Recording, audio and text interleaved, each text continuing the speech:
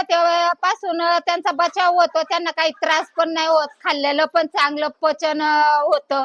त्याच्यामुळे मी आज समोरच तुमचे आहे ना हा व्हिडिओ करणार ना. हा व्हिडिओ भरपूर प्रमाणात तुम्ही शेअर करा. का आता जेवढा पावसाळा तेवढा उन्हाळा कडक असणार आहे.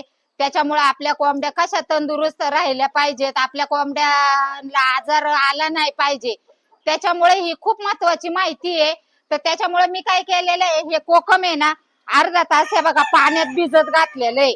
अर्धा एक तास घातलं ना, आणि ह्याचं देण्याचं प्रमाण पण म्हणजे जास्ती प्रमाणात नाही द्यायचं. आता आपल्या जसं क्वांटिटी असेल तशी मी आता एवढासा कोकम घेतलाय, तो पाण्यात आहे ना भिजत घातलाय. जरा कोमट पाण्यात घातला ना म्हणजे मग चांगला भिजतो. तर त्याचं आहे ना मी पाणी आज देणार आहे त्यांना. आणि ह्याच्यामध्ये विटॅमिन सी, विटॅमिन बी हे भरपूर प्रमाणात असतं. आयर्न पण भरपूर प्रमाणात असतं. आयर्न झालं, कॅल्शियम झालं, तर हे भरपूर प्रमाणात असतं. आणि त्याच्यामुळं काय होतं, आपल्या कोंबड्या जर तंदुरुस्त जर असल्या तर आपल्याला अंड्याचं उत्पन्न पण चांगल्या प्रमाणात मिळतं. तर त्याच्यामुळे आपल्याला आहे ना जेवढं आयुर्वेदिक करता येईल तेवढं आपल्याला ह्या उन्हाळ्यामध्ये करायचंय.